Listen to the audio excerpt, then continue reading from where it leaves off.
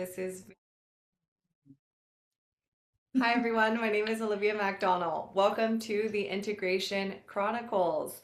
Today we're going to use a little bit of a different format. I have my incredible, eloquent, charismatic friend Vanna here. She's going to put me in the hot seat and interview me today to talk about the experience I had with Vipassana.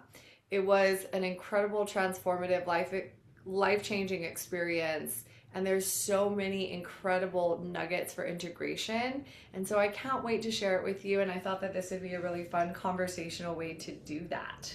Welcome, Vanna. Yes, thank you so much for having me, Olivia. So your viewers know, Olivia and I have shared messages, audio messages, text messages back and forth right after she came back from Vipassana, and I just was like, I'm so interested, I'm so intrigued, and in just those few messages that we exchanged, I felt like something was unlocked in me, and I wanted to know more, and so it just felt natural for us to sit down, and I'm like, let's record this, let's have a conversation about it, so that everyone can get the keys and the unlocks from your 10-day silent meditation experience. Yes. Is there anything that you would like our audience to know about you before we get started? Anything I would like the audience to know about me? I I love learning through other people's experiences, and I find it to be so fascinating because we're often all always circling the sort of the same challenges of relationships and growth and business and money, and there's just some of these like core universal truths that we're all sort of circling, and there's sort of a million ways to get on the other side and to have breakthroughs and growth. And I personally have not been through Vipassana. I'm really intrigued and feeling very called hearing about your experience, and I'm just excited to see what unfolds. Let's do it. Okay, Miss Olivia, well, let's start at the beginning. Before your Vipassana experience, what was it that you knew that it's time for me to do this and take the step? Thank you for that question. So I've been wanting to do Vipassana for several years. I first heard about it in 2020, and that was when I was having a really big awakening through psychedelic work and had integration coming online, understanding what that was, really wanting to connect integration for my clients. But I was far from being ready at that time. I was a very, very different person. Every year I'm changing and growing. This year I was hit with some pretty big challenges, but my word for the year, I always kind of call in a word that I want to be the theme for the year. My Mm. word for this year was integration. Mm. And my ask for that word was to really fully understand it. Integration has been such a big passion of mine Mm. and has been my life's calling, my life's purpose. But I really wanted to fully understand, and not only understand it, but to embody it and to have that like real experiential understanding of what it meant. Mm. And then, as you do, you kind of, with all your New Year's resolutions, you state them and then you kind of forget about them. So, had that as my theme. And then in April, I did an ayahuasca ceremony. And both nights of the Aya ceremony, I chose the same animal spirit card, which was the fire ant. And it was like Mm. fire ant theme, gossiping, aggression, combativeness, like just like really. And I swear to you that I went into that ceremony feeling that. Like Mm. my nervous system was really hijacked. I was feeling the fire inside of me. And so went in and had that come out really strong in the ceremonies, just like experiences of that. I got to experience the part of me that I called the Punisher. who really likes to punish myself and punish other people for any type of perceived wrongdoing. And there's a certain amount of like self-righteousness that really comes through with that. So for the listeners that don't know my full story, I was born and raised in a religious, international religious cult. And that was very common with the spiritual leaders in terms of discipline.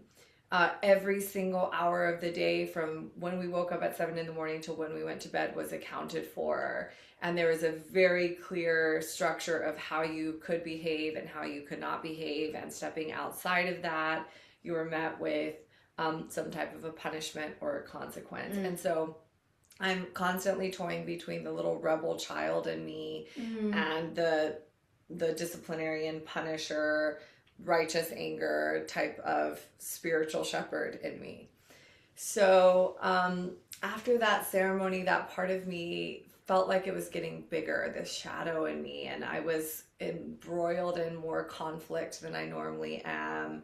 And for months, I would wake up with the fire energy in my mind. So I would be in some type of an argument with someone, or needing to defend myself in some way. Like I was clearly just in this very like core wound trigger place, looking for safety. This part of me wanting to protect, wanting to defend, constantly looking for danger, very uncomfortable.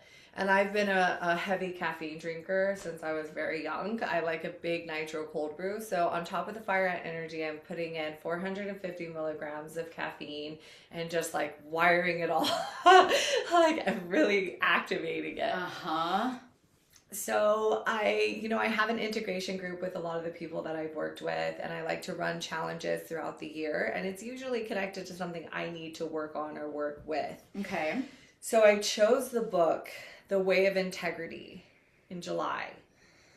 And I started a book club with it and had a bunch of people join me for it. And as we're reading this book, I'm having so much awareness and clarity come online. You know, she parallels Dante's Inferno, that book, The Divine Comedy, with her own story and her trajectory, and talks about removing any dishonesty and lies from your life. Because ultimately, you know, the trajectory of shame is we do things that create shame. That shame needs to hide. So that creates dishonesty. We start being dishonest with ourselves. We start being dishonest with others. Then that turns into untoward stress, anxiety, activated nervous system. So I started to look at areas in my life where I maybe was not being honest or out of integrity. And through that process, the biggest realization that came online was integration is integrity. Integrity is wholeness. Okay. And so where in my life am I out of integrity and not in wholeness? So that started to really like open things up for me, brought me clarity. And then I did another challenge after that, which was the miracle morning. Waking up early every morning, journaling, breath work, gratitude, reading, just really starting to attune myself to work through this fire ant energy. And it helped a lot. But there were still 3 or 4 fires that were continuously kind of burning within me that I had not found resolution within myself and with these people. So the miracle morning, waking up early, really helped. And then the last little piece was my relationship. And I had this sort of gnawing sense or realization that the relationship was not in full integrity with who I am and what I wanted in terms of having kids and having a family. And so boom, end of August comes and we have the 3 eclipses all at once. And I just had to have the conversation with my partner. What are we doing? Do you want kids? Are we going to have kids? And ultimately that got the wheels turning, and we decided it was best if we separated. There were some other things that were out of integrity in terms of, you know, my spiritual path and his non-spiritual path, and certain things like that would have eventually led to unhappiness within both of us. But breaking up with him catalyzed this spiritual awakening, or this desire for spirituality, this desire to fully come into harmony and resonance within my mind and my body. And I had already been doing this legwork of relaxing my nervous system that I just knew it was time. I knew I was ready to go in 10 days. I didn't have any ties, any commitments. I had 10 days of my schedule open up, which was like a miracle. And someone encouraged me to just sign up. So I went ahead and I signed up for this 10-day Vipassana, and I went in there. I'll pause there. Okay. But that's basically how I knew and why I knew. And yeah, it was this intention at the beginning of the year of integration and wanting to fully embody and eat, sleep, live, breathe, like what the integrity of integration means in your heart, mind, and soul. And the universe then brought you the perfect catalyst and series of events. It sounds like to get really uncomfortable and just start questioning, what does it really mean to be in integrity? Because integration, like you said, integration is integrity. And integrity is wholeness. It's all parts of us coming into wholeness, working together in harmony. Being in harmony is also my definition of spirituality. It's as simple as that. It's either being in harmony or out of harmony. When we're in harmony, where all parts are working together, we're connected to spirit, we're connected to others, we're connected to ourselves, nature, the universe. And life becomes a lot easier when you're in harmony. And when you're not, life is difficult and challenging and hard. And so, yeah, it's such a like a noble path to be on, and it's such like a natural path to want to be on, where we're all living in flow and harmony. Okay, so Vipassana, how are you feeling? Like, take us back to like the days leading up to Vipassana. How are you feeling? Like, so I'm excited. You know, I'm trying to catch up on work and do all the things I need to do so I can be present with the experience. But I'm worried about two things. I'm worried about having to sit down for 10 hours a day and my back and this and that. And I'm worried about getting off coffee, because I've literally been drinking coffee since I was 12. So I'm like, I wanted to use this experience, this 10 days, to detox and to get off caffeine. So those were my two main concerns, but I was like, I can do this. I can handle this. I'm ready. Two other ways that I like inadvertently prepared was I read two of my favorite books, Shantaram and Papillon, both books about someone surviving prison, and really detailed accounts of like solitary confinement for 2 years, not ever seeing anybody, not ever talking to anyone, and the way that he got through that. And it was so inspiring to me. And this is way before I knew I was going to do Vipassana, but it was so helpful. Because it's a very similar experience. Yes. Yeah. Yes. And so I volunteered to be a ride share. So I got to drive with two people there that came into town for Vipassana. And so we had a really great connection, and we got there. And just for the listeners, Vipassana is a 10-day silent meditation retreat. No eye contact, no talking, no gestures, no phone, no books, no journals.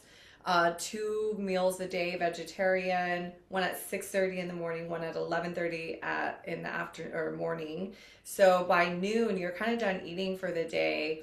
And those are just not times that I usually eat anyway. So it's a whole new food experience. But the idea is that you remove everything in your life that you normally distract yourself with. So when you go down to sit down to meditate, and you're trying to get settled in, and your mind's like, oh, you forgot to message that person. Oh, you forgot to write that thing down. Go ahead and just do that really quick, and then it'll be okay. Or then you're like, no, I'll do that later. And then it's like, I'm really hungry. I'm so hungry. If I just had a little cracker, I would be okay. Just one cracker, then I'll be quiet. Just go get the cracker, then I'll be quiet. You're like, no. Okay, fine, but I'm so tired. I'm so tired. If I just had a little bit of coffee, I would be okay. Please, just a little bit of coffee. You're like, no, I'm fine.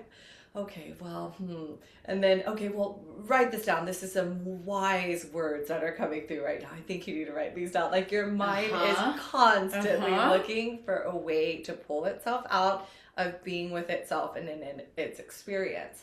And so through this whole process of these 10 days, they're training you how to just keep your focus on your body and what is coming up in your body, and just to notice it. And as you're noticing it, to notice where the mind goes for aversions or cravings, which he calls sankharas. He says many of us carry these sankharas with us, like the things that really bother us, that happen to us in the month. He's like, things are bothering you all day, every day. But by the end of the month, you only have 2 or 3 that really stick out in your mind. And then at the end of the year, you have 2 or 3 that really stick out of your mind. And then right before you die, you have a couple that are really sticking with you, and you're going to carry those with you into the next life. Those sankharas are like deep grooves in a rock. Whereas sometimes we have something come up and it's like running a stick through water. You run the stick through the water and it immediately is gone. So it's training you to have your mind be like that water, where something comes up and you just let it pass.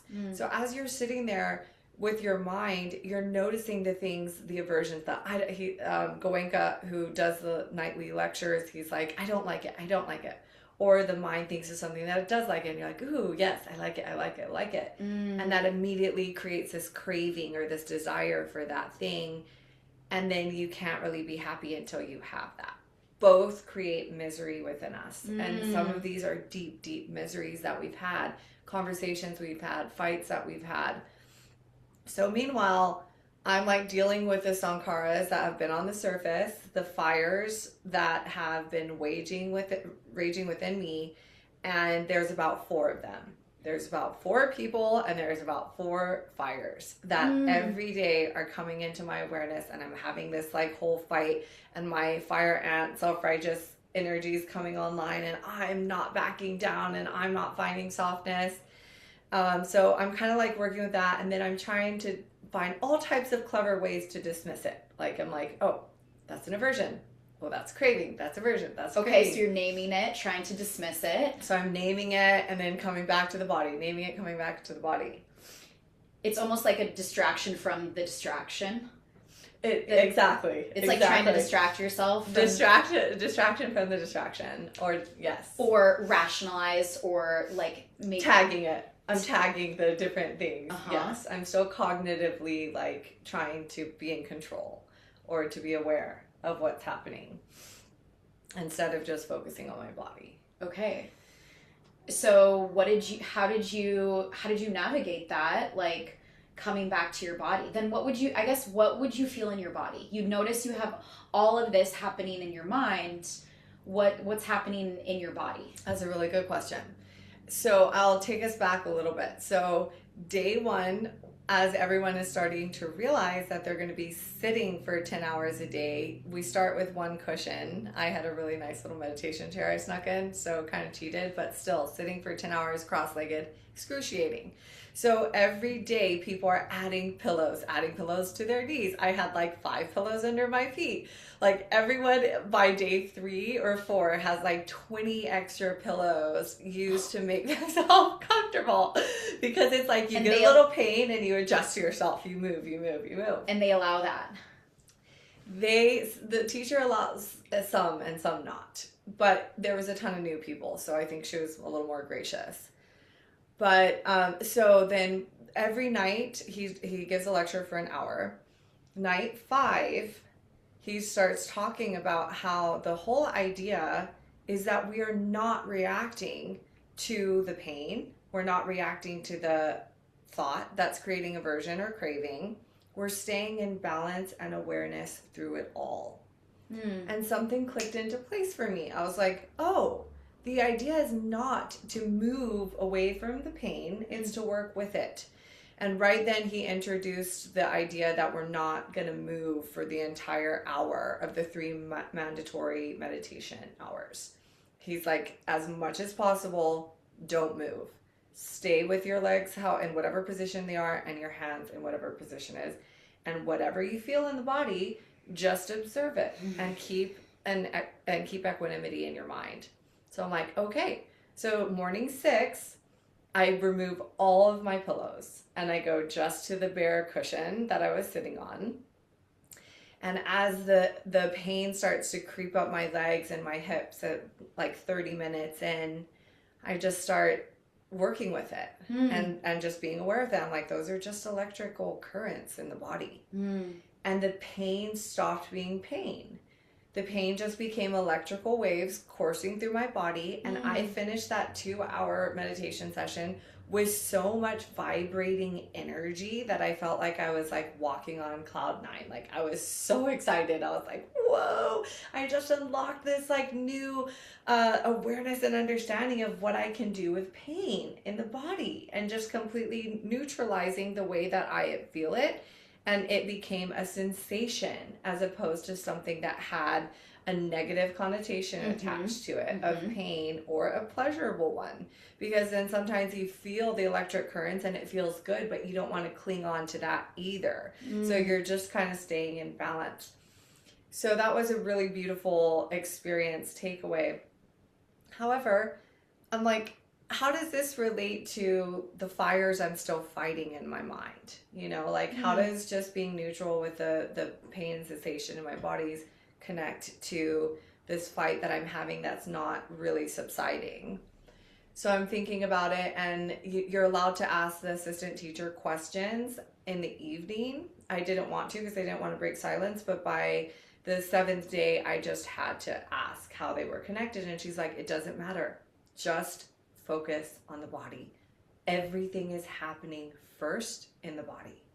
Just pay attention. So I was like, got it. Okay. That was all you needed, too. That was all I needed to know and all I needed to do. Meanwhile, every night I am having the craziest, most vivid dreams I have ever had in my entire life. And each night I'm being played out a very specific scenario of something that would bring anybody out of their balance and equanimity of their mind. Somebody cheated on someone. This lady just literally handed the scissors over to someone else as she was cutting my hair and was like, you do this. And this lady's like, sure, I'll do it. And starts chopping up my hair. In your dream. In my dream. I'm like, ah. So in every scenario, I'm reacting in a very triggered and reactive way. So I wake up and I'm like, wow, okay, that's where all the fire ant energy is going, is in my dreams. And I'm getting pulled out of balance. So that's what's happening at night. And then in the day, I'm still trying to figure out how to just focus on the body and allow that to sort of distill or burn off this energy in my mind. By day 8, I have this one big fire come up that I'm fighting, and I'm noticing it. And then all of a sudden, I'm getting shooting pain in my chest and all the way down my arms. And it was so crippling that I had to like bend over. And I couldn't take it at all. I had to go inside my room and take some aspirin and lay on the bed.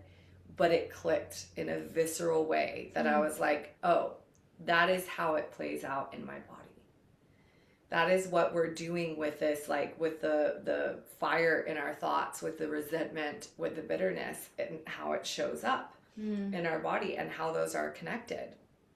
And so I'm like, okay, just having awareness around it. And what Goenka says is that the whole point of this is to cultivate inner wisdom. There's 3 types of inner wisdom. There's the wisdom that we glean from reading something, from reading a passage, from reading philosophy, the Stoics, religious chapters, where you can read it and you can either accept it as blind faith, which a lot of people do, or you can take it to the next level of inner wisdom, which is intellectualizing it for yourself. Does this make sense for me? Can I see how this is the truth for me? And then the third is where it all comes together, and that is experiential wisdom. It's when you know through experience that this is the absolute truth from you. And the times that I've experienced this in my life was when my heart opened. And it moved from up here to down here. To the body. And what I realized through that is that our heart is pumping our life force through our entire body. So it would make sense that once the wisdom reaches here, that it would then transmit that message, that wisdom everywhere else in our body, and we would fully know it. Through the bloodstream. Through the bloodstream. Yeah. Through the life force. Yes. So that is experiential wisdom. And I heard him saying it. I'm like, I'm here for it. And you're starting to have these experiences, bring this stuff online. So night 8 comes around after I'd had that shooting experience in my body, and my dream reached its like final climax crescendo, where I had had my computer bag on me and I sat it down in an alleyway right behind this big hacienda where there are these like homeless people, that 12 homeless guys that were squatting there. And I think I knew that, but I needed to leave my bag for 2 seconds. I went somewhere, I came back, and the computer bag's gone. And I knew that somebody in that house had stolen it. So I'm trying to like keep my cool, be collected, and go inside and try to get my computer bag back. So I'm like, guys, someone stole my computer bag. I really need it back. Can you just tell me who it was? And they all point to this one guy. So I go over to him and I'm like, hey, I really need my computer. It has all of my life, all my work on there. It's very important. Please give it back. And he's like, sorry, I sold it. He's like, here. And he writes down on a piece of paper someone's name and he like slides it on the kitchen counter over to me. And I lose it. I'm like, that's fucking it. And the full on Hulk comes out of me and I start smashing every glass, plate, and cup I can find. I'm hurling at these guys and they're like trying to dodge it and it's smashing here. And I'm taking this beautiful pottery and I'm smashing it on the ground and I'm breaking everything I can get my hands on. And these guys are like dodging, but then they're also like trying to like come towards me to get me to stop. Because I'm just like full on crazy, like lunatic, like you will all pay for this. And I ended up breaking everything in the hacienda house except for like the hard plastic plates and cups. So I take those and I'm hitting them on the ground, but they're just bouncing because it's like hard plastic. And with each bounce and not shatter, I start deflating a little bit and a little bit more because it's not giving me that same satisfaction. And so I just walk over to like another room and I sit down on this couch. And I'm sitting there and I'm just like seething and just like really upset. And one thing I should mention is when I have been in this like righteous anger, this really like upset place with people, with something that has happened, it's been impossible for me to get softness, to get to a softer place, to cut through that to what's really underneath. Like it's such a huge firewall, literally. So I'm sitting there and this tall guy comes over to me.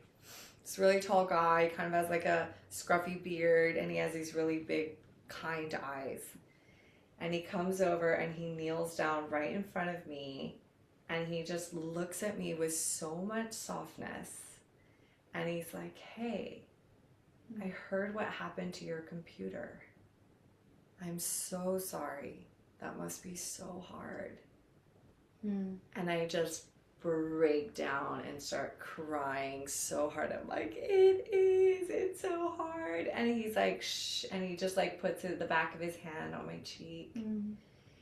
And I woke up sobbing so hard. Like I was like gut wrenching crying and had the first like big emotional release of the whole experience. And I knew on a visceral level what compassion felt like and feels like and how you get there in that moment. And I was like, that's what I needed to know. That's what I needed to experience and to feel, was that compassion for me when I was like freaking out, flipping out, and full on rage. Rage is a hard thing to move towards, to sort of soothe and calm for anybody. And that's what is always going on inside of me. And when he did that, it all came into place. And after that, anytime an old fire would come up, I could find softness and compassion almost right away. Leaving that place, things that normally would trigger me, I was able to come into full on just softness and compassion. And then day 8 and day 9 is which was the very next day, is when they taught us the metta meditation, which is may all beings be happy, may all beings be free, where it really connects you to the heart and it allows you to use that meditation and visualize it for everyone. And I could bring up everyone's face that I had been holding in this place with fire, and just have so much love and compassion. And it helped fully integrate this fire ant energy that has been taking over my life for the last year. And that was one big breakthrough that came from this. That was just one big breakthrough. Yes. Yeah, and we've got like 5 more minutes, and this is like, I mean, I think we'll have to have a part 2 to this conversation. Okay, given that one breakthrough, just to stay on that topic, what has like integration now looked like for you coming out of this, and like being back in your everyday life when this fire ant comes up, when these aversions and these distractions, what has it been like for you? A couple things. So I successfully got off caffeine, and I haven't been drinking coffee since then. Okay, way to go, Olivia. Yes, and I've been so my nervous system has been calmer. I've been doing the metta meditations every day to really stay in that heart space. But I've also just been noticing, like, his whole thing is don't create new sankharas. If you do not create new sankharas, the old ones will begin to fall away and melt away. So anytime I'm feeling my mind feel like, I don't like that, that's not like, this isn't my thing, I just move back into neutrality. Ram Dass said, the great way is not difficult without any preferences. And that's a really big one to like let sink in. Yeah. And so I've been playing with that a lot. I'm not on social media, so it's, for me, social media that's all that is. Cravings and aversions. Right. And so people are constantly getting that wired in every day. So I've been doing what I can to avoid adding new sankharas and cravings. And when I have a little bit of that maybe trigger that comes up, to be able to allow myself to feel that, but then to move back into compassion as quickly as I can. And now that I have such a visceral experiential understanding of what that looks like and feels like, it's so much easier for me to get there. So it's this slow integration of bringing that. I've been working with compassion a lot. It's been a really big teacher for me. Compassion for yourself and these parts within you. And it's alchemizing it in the moment to get you back in flow.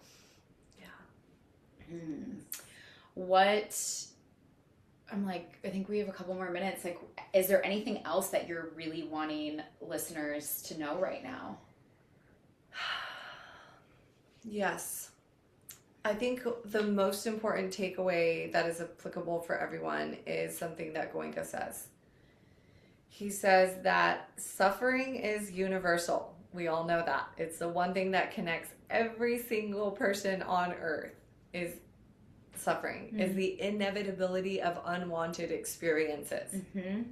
So therefore, the solution has to be universal. The solution has to be something that everybody can connect to, and everybody can connect to the body and the breath. And that's it. And as long as we continue to bring our awareness back to what is happening in the body, because it's all happening here first. And I would invite you, as a takeaway for this, to just notice what your mind is reaching for, what it's grabbing for. And if you can, before you grab your phone to scroll, I remember that I had this ex-boyfriend that I used to be laying in bed next to, completely disconnected from him, because he would just be on his phone the whole time, or his computer. And I would watch him, and I would watch what he was doing, and he would just be cycling through his messages. He'd be looking to see if anybody responded, or he'd be going to his social media to see if he had notifications. And he would just be cycling through, and I would just look at him like, oh my God. And it was just extreme anxiety. And not wanting to be in your own thoughts. And I look at myself and I observe the way that I do it, where I'm looking at, I have nothing on my phone. I'm like, what am I even looking at here? But it's a way to distract. And if I just put the phone down and just notice what is going on in the body, what am I avoiding feeling? What am I distracting myself away from? You start to create that mind-body connection and notice that it's all happening here first. We're all avoiding sensations. or we're all trying to feel something. Mm. And just start to notice that, start to look at that. I've decided to power off every Sunday. So from Saturday night to Sunday night, I will be off of my technology to give myself one full day without that constant like pull of distraction of technology, to be with myself, to go on walks by myself. So just trying to find small ways that are doable, manageable, that I can integrate this understanding, this awareness into my life. Mm-hmm. Wow. There's amazing and so much more, and it definitely has me thinking about like all the ways that I distract, and I wonder like what is it that I'm either avoiding or trying to feel. And because what we really want is to feel in the body. Yes, we may want the money and the car and the everything else, but it's like we want the money to feel safety, and we want the car to feel elevated or luxurious, or like, you know, we want all of these things to feel. And so it's like the question becomes, what does it actually look like to reverse engineer and start with like, well, what am I feeling currently? Because if I don't know where I'm at right now in a moment in time, then I'm already so disconnected from actually having that feeling and that sensation. Yeah. Thank you. Thank you. Oh my gosh, it's my pleasure, my honor. I loved it. I could listen to you talk about this for like 3 more hours. So we'll try to schedule more time next time. Thank you all for watching. We will probably put out a part 2. If you're interested, if you like this, give us a thumbs up, subscribe, put it in the comments, any questions you have, or if you would like us to do a part 2. Yay. Yes, stop.